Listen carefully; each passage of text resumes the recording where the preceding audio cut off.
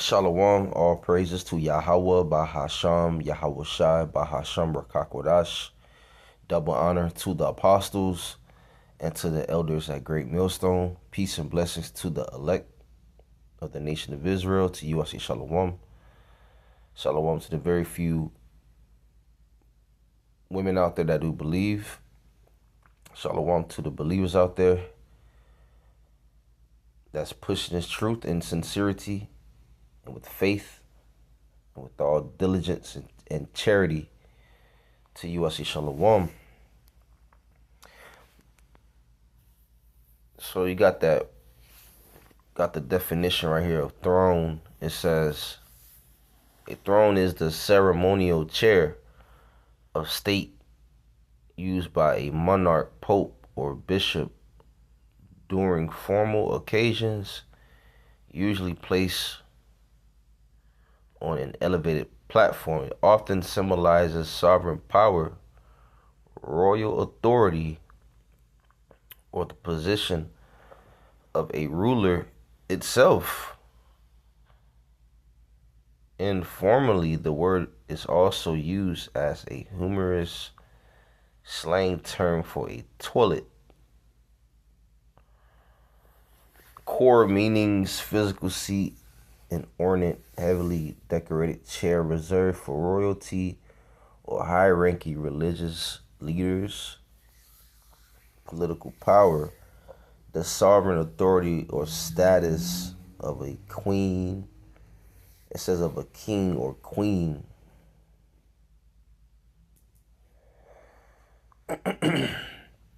So it symbolizes sovereign power or authority.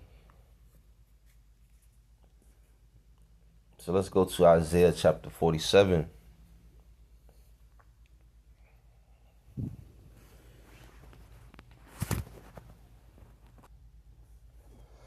Isaiah 47 verse 1, it says, "Come down and sit in the dust, O virgin daughter of Babylon. There is no throne, O daughter of the Chaldeans, for thou shalt no more be called tender and delicate." The daughter of Babylon is talking about America. It says, sit on the ground. Sit on the ground. Right. They're going to be brought down. You know, they're gonna be abased. You know, the dust represents confusion.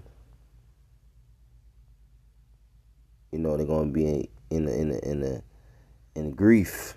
It's like a sound of mourning. There's no throne. Going into there's no more authority of Babylon the Great being in power. Esau Edom, who is the king of Babylon the Great right now.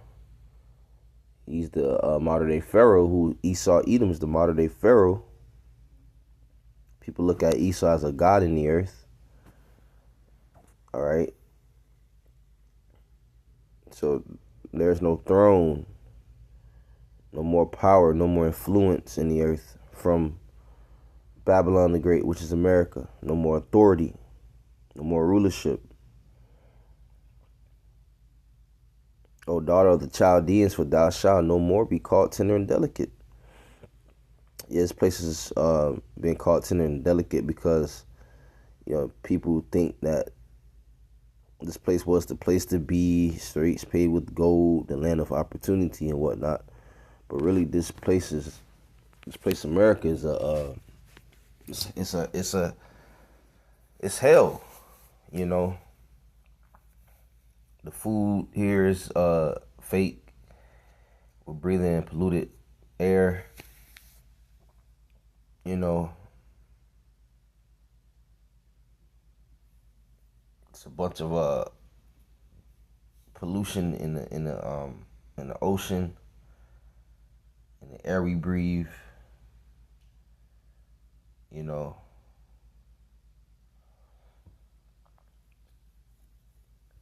Let's go into that word throne. Because America is losing their influence, royal dignity, authority, power, right? There's no throne.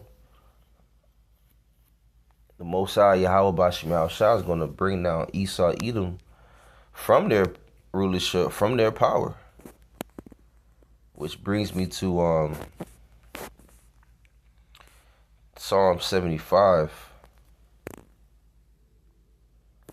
verse 4. I said unto the fools, deal not foolishly, and to the wicked lift not up the horn, which the horn represents power.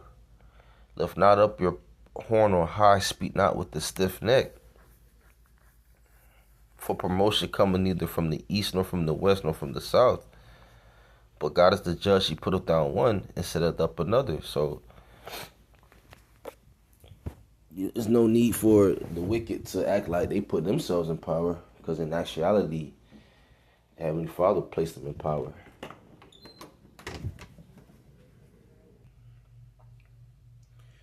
Verse 7, but God is the judge. He putteth down one and setteth up another. And that's what's going to happen. We're saying, Babylon the Great is ultimately going to fall, according to prophecy. Meaning, it's going to get destroyed completely by fire, by the nuclear missiles. But the falling is taking place now. We're seeing America crumbling. We're seeing this place falling. Even the infrastructure is corroding. This place is falling. Spiritually, this place has fallen. Okay? And it's going to get very, very more physical. To the point it's going to get destroyed by nuclear missiles. That's why Esau is the end of the world. Meaning, they're the end of this age. The whole world is not going to be destroyed. A new world is going to be in effect.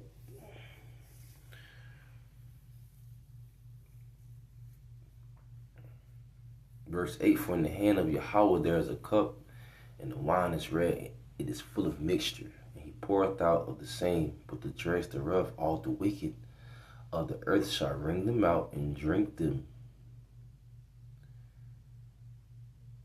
They going into captivity. They're going to be punished. They're going to drink of the cup of slavery. But I will declare forever, I will sing praises to the God of Jacob. All the horns of the wicked also will I cut off, but the horns of the righteous shall be exalted. So the Most High Yahweh Ba'ashim Yahushua is going to bring down the wicked from their power, from their rulership. He's going to exalt the righteous in their stead. This is Isaiah 14, verse 12. How art thou fallen from heaven, O Lucifer, son of the morning? How art thou cut down to the ground, which didst weaken the nations?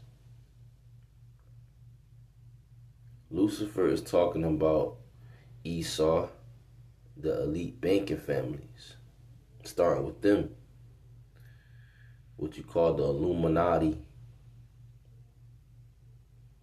The light bearers on the left-hand side, okay, which they deal with the left-hand wisdom, left-hand energy, left-hand knowledge and understanding.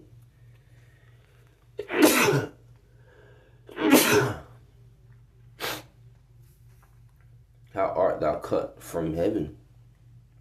How art thou fallen from heaven? Salakia, how art thou fallen from heaven? How art they fallen from a state of rulership, from a lofty position? How are they cut down from that position which did weaken the nations. They did weaken the nations by being the hammer of the earth, you know, by being a bully, by dropping bombs on different nations, by putting sanctions on different nations, and stealing their resources. Okay? How art thou fallen from heaven, O Lucifer, son of the morning? And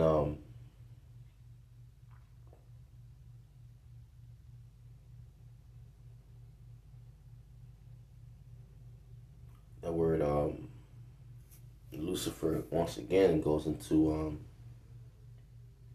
the light bearers. Okay?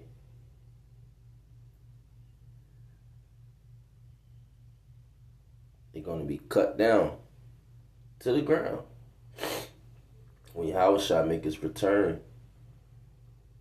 Verse 13, for thou hast said in thine heart, I will ascend into heaven. I will exalt my throne above the stars of God. I will sit also upon the mount of the congregation in the sides of the north. This is dealing with Esau. Esau is speaking in his pride. He has a God complex. I will ascend into heaven. That's their inward thought. Okay, it says the stars of God was talking about the Israelites. I will ascend into heaven. That's their inward thought. I will exalt my throne above the stars of God. Meaning what? He's going to be in the position to rule, to be in power,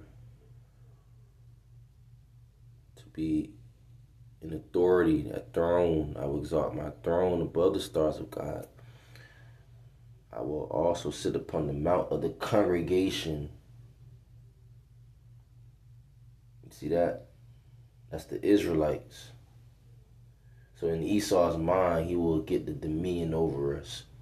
I will exalt my throne above the stars of God. In his mind, he will get power over us. It says the size of the north. In the size of the north, that's North America. That's talking about North America. Him sitting upon the mount of the congregation is him having us under subjection here in America. That's what that's talking about. Okay, him sitting upon the mount of the congregation is Esau having us under subjection here in North America right now. The scriptures say what? The Judah and Israel has been oppressed together, roughly paraphrasing. Here you're going to find the northern kingdom and the southern kingdom being oppressed together. We've been oppressed by our main top enemy, and that's Esau, Edom. So with that, all praises to Yahweh Bahasham, Yahweh Shai Bahasham Rachakodash. Shalom.